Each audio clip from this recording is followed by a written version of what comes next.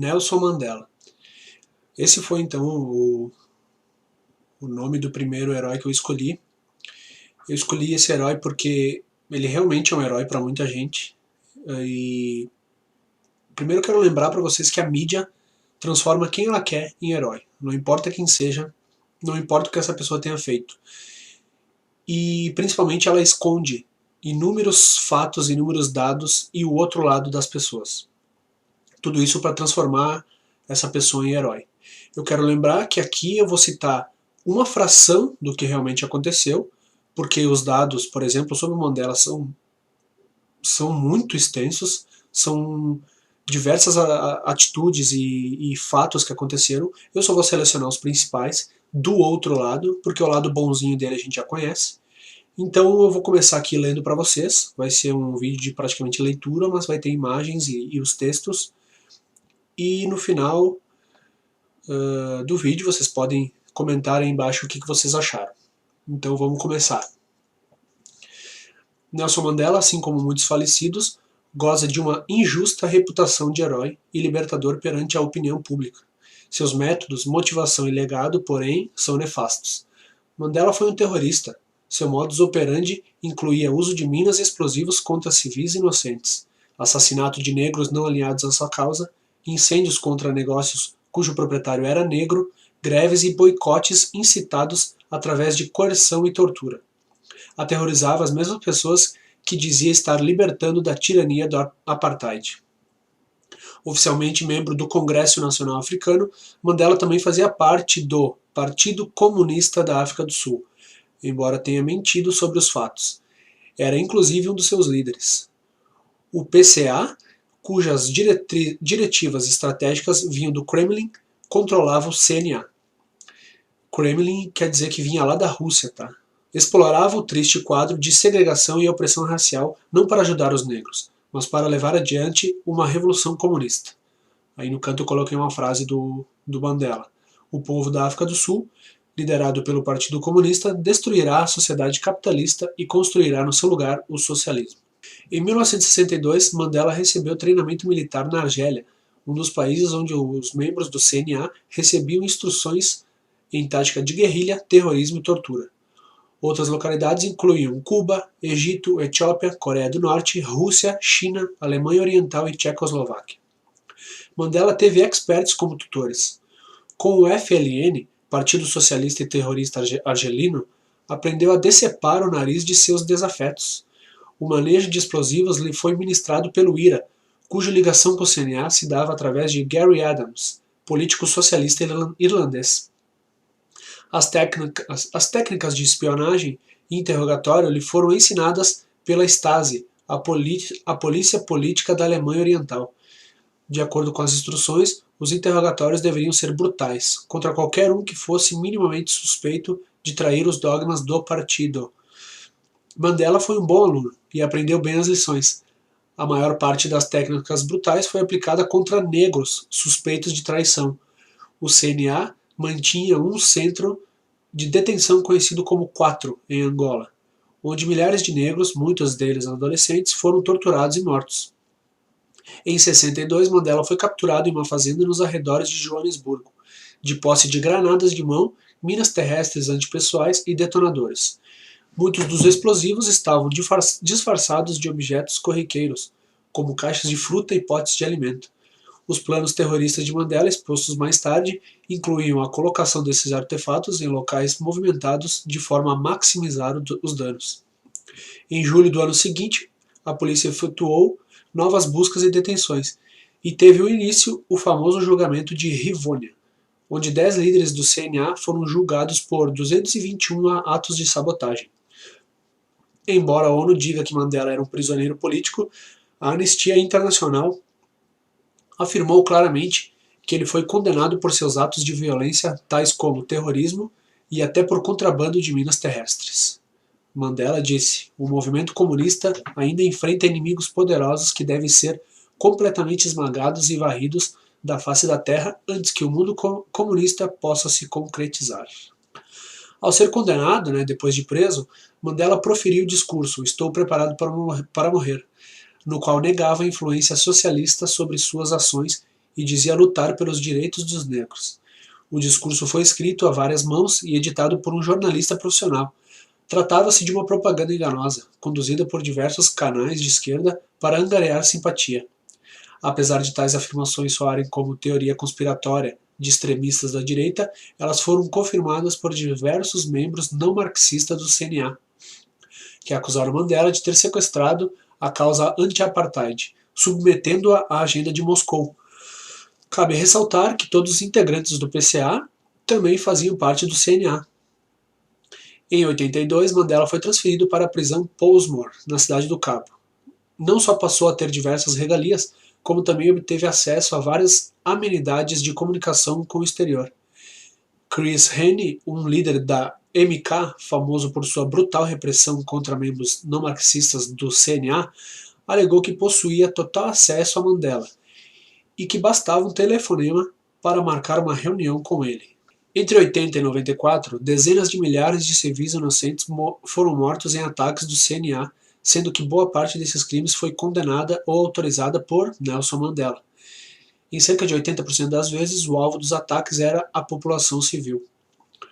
Um dos mais conhecidos e infames atos terroristas deste período foi o atentado de Church Street. Em 1983, Mandela o ordenou em conjunto com Tambo. Embora o alvo fosse uma instalação da Força Aérea Sul-Africana, os explosivos foram programados para detonar na hora do rush, com o objetivo de causar o máximo de baixas entre os civis.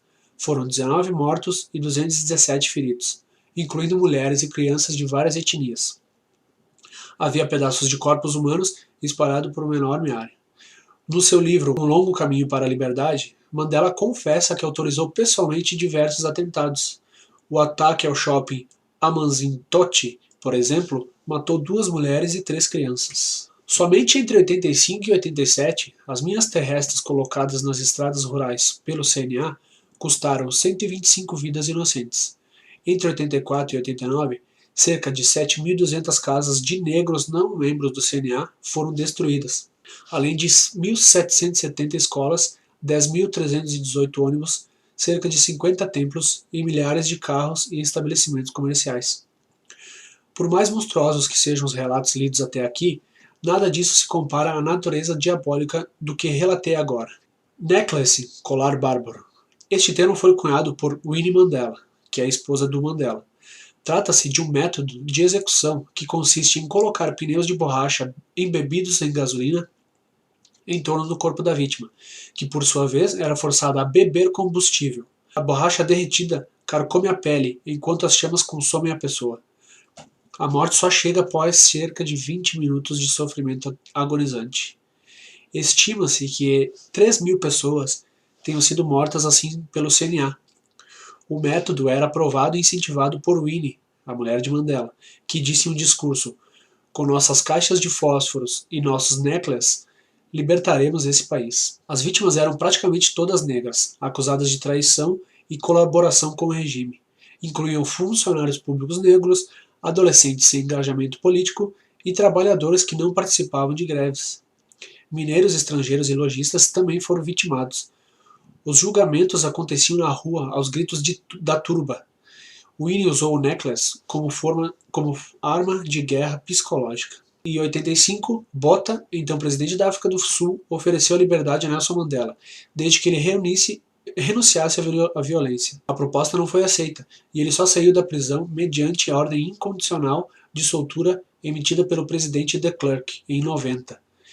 5 anos antes da soltura, o vice-diretor do Comitê dos Direitos Humanos do Parlamento Europeu, Nicolas Bettel, disse que defendia a luta armada, afinal, ele também era socialista. Líderes da esquerda britânica, americana e escandinava ajudaram a trabalhar a imagem de Mandela e financiaram o terrorismo da MK. De Klerk, cuja agenda estava subordinada a interesses globalistas, tratou de esconder do país os planos e atividades do CNA. Os serviços de inteligência sul-africanos foram instruídos a não investigar o partido para não comprometer a imagem moderada que a mídia passava ao mundo. Aí o Mandela fala: sob regime comunista, a África do Sul será uma terra de leite e mel. Na verdade, foi uma terra de sangue, né? Se Mandela era um perigo para as pessoas dentro da prisão, ao sair ele se tornou o flagelo do país. Tão logo se viu livre, o futuro ganhador do Nobel da Paz clamou por uma intensificação da luta armada. Uma onda de terror varreu a África do Sul logo após sua libertação. Nos primeiros 20 dias, 84 pessoas foram assassinadas pelo CNA, 19 delas através do Necklace. Houve inclusive a execução de mulheres acusadas de bruxaria. As sombrias previsões do jornal de inteligência britânico Special Office Brief foram confirmadas. A América do Sul está à beira de um banho de sangue de negros contra negros. O terrorista Mandela não é um líder majoritário e não será aceito pelos Zulus. De fato, os Zulus eram majoritariamente anticomunistas e ferrenhos opositores do CNA. Iniciou-se uma guerra entre o Partido da Liberdade Inkatha, organização conservadora nacionalista Zulu, com o CNA, iniciando as agressões e culpando o Inkatha. Isso é clássico, né? A eleição que colocou Mandela no poder foi fraudulenta. Enquanto a mídia internacional preparava a opinião pública ocidental para uma possível intervenção militar da ONU, a NPKF intimidava o eleitorado de oposição. Homens do CNA pululavam em locais de votação. Crianças receberam documentos falsos para votar em Mandela. A chamada Comissão Eleitoral Independente era liderada pelo esquerdista Johan Kriegler, simpatizante do CNA.